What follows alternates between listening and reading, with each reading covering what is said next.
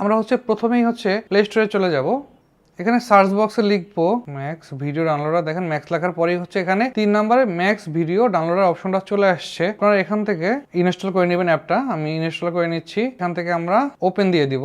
তো অ্যাপটা ওপেন হচ্ছে। ওকে, ল্যাঙ্গুয়েজ সিলেক্ট করব, এখানে অ্যালো অল দিয়ে দিলাম। এখন আমরা ফেসবুকে চলে যাব। আমরা ভিডিও অপশনে গেলে শেয়ারে যদি ক্লিক করি, নিচে এই যে একদম হোয়াটসঅ্যাপের পাশে কপি লিংক লেখা আছে, এখান থেকে আমরা লিংকটা কপি করব। এরপর আমরা আবার যে অ্যাপটা ডাউনলোড করছি সেখানে চলে যাব। অটোমেটিক কপি দেখেন এখানে যে আমি ওপেন দেই।